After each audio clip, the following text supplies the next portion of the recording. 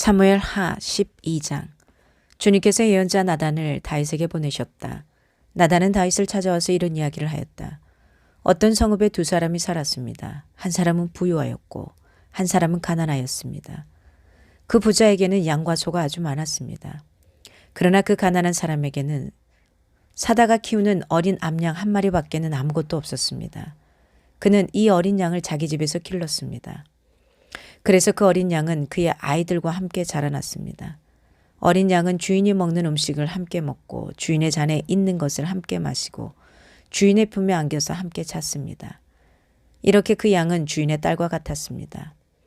그런데 그 부자에게 나그네 한 사람이 찾아왔습니다. 그 부자는 자기를 찾아온 손님을 대접하는데 자기의 양떼나 소떼에서는 한 마리도 잡기가 아까웠습니다. 그래서 그는 그 가난한 사람의 어린 암양을 빼앗아다가 자기를 찾아온 사람에게 대접하였습니다. 다윗은 그 부자가 못마땅하여 몹시 분개하면서 나단에게 말하였다. 주님께서 확실히 살아계심을 두고서 맹세하지만 그런 일을 한 사람은 죽어야 마땅합니다. 또 그가 그런 일을 하면서도 불쌍히 여기는 마음이 전혀 없었으니 그는 마땅히 그 어린 암양을 4배로 갚아 주어야 합니다.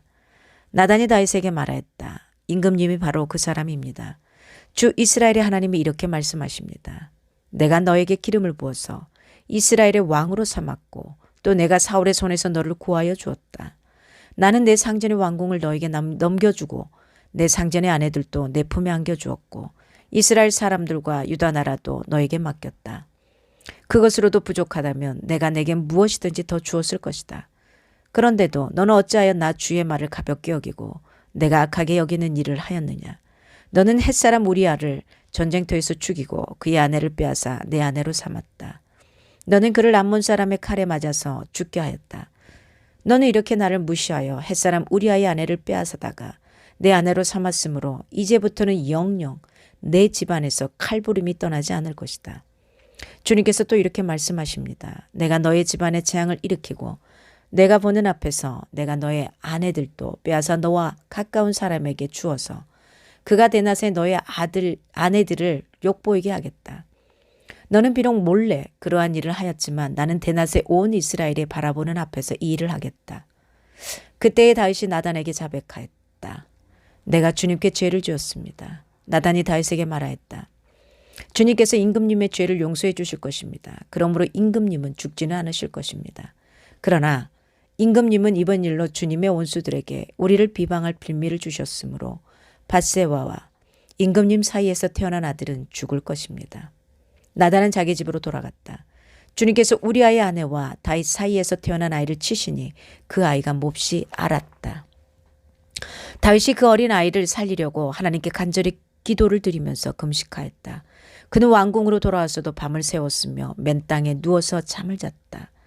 다윗 왕궁에 있는 늙은 신하들이 그에게로 가까이 가서 그를 땅바닥에서 일으켜 세우려고 하였으나 그는 일어나려고 하지도 않고 또 그들과 함께 음식을 먹으려고도 하지 않았다. 그러다가 1회째 되는 날에 그 아이가 죽었다.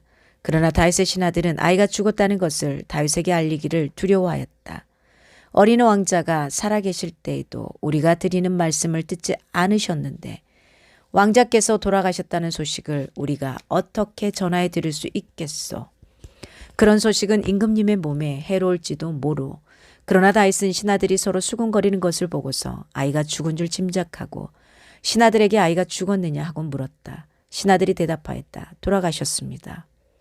그러자 다윗은 땅바닥에 일어나서 목욕을 하고 몸에 기름을 바르고 옷을 갈아입은 뒤에 성전으로 들어가서 주님께 경배하였다. 그는 왕궁으로 돌아오자 음식을 차려오게 하여서 먹었다. 신하들이 다윗에게 물었다. 왕자가 살아계실 때에는 임금님께서 식음을 전폐하고 슬퍼하시더니 이제 왕자가 돌아가시자 임금님께서 일어나셔서 음식을 드시니 이것이 어떻게 된 일이십니까? 다윗이 대답하였다. 아이가 살아있을 때에 내가 금식하면서 온 것은 혹시 주님께서 나를 불쌍히 여겨주셔서 그 아이를 살려주실지도 모른다고 생각하였기 때문이요. 그러나 이제는 그 아이가 죽었는데 무엇 때문에 내가 계속 금식하겠소? 내가 그를 다시 돌아오게 할 수가 있겠소? 나는 그에게로 갈 수 있지만 그는 나에게로 올 수가 없소. 그 뒤에 다윗이 자기 아내 밧세바를 위로하고 동침하니 그 여인이 아들을 낳았다. 다윗이 그의 이름을 솔로몬이라고 하였다. 주님께서도 그 아이를 사랑해 주셔서 예언자 나단을 보내셔서 주님께서 사랑하신다는 뜻으로 그의 이름을 여디디아라고 부르게 하셨다. 다윗이 암몬 사람의 도성 라빠를 쳐서 그 왕의 도성을 점령하고서 다윗에게 전령을 보내어서 이렇게 말하였다. 제가 라빠를 치고 도성으로 들어가는 급수 지역을 점령하였습니다. 이제 임금님께서 남은 군인들을 불러 모아서 이 도성을 공격할 진을 치시고 이 도성을 직접 점령하시기 바랍니다. 제가 이 도성을 점령하기보다는 임금님께서 이 도성을 점령하셔서 임금님의 이름이 승리자의 이름으로 기록되게 해주시기 바랍니다. 다윗이 모든 군인을 불러 모으고 라빠로 가서 그 도성을 쳐서 점령하였다. 그는 암몬 왕의 머리에서 금관을 벗겨왔는데 그 무게가 금 1달란트나 나갔고 금관에는 보석이 박혀 있었다. 다윗은 그 금관을 가져다가 자기가 썼다. 다윗은 그 도성에서 아주 많은 전리품을 약탈하였으며 그 도성에 사는 백성들도 끌어다가 톱질과 곡괭이질과 토끼질과 벽돌 굽는 일을 시켰다. 그는 암몬 사람의 모든 성읍에 이와 똑같이 한 뒤에 모든 군인을 거느리고 예루살렘으로 돌아왔다. 아멘. 하나님의 말씀이었습니다.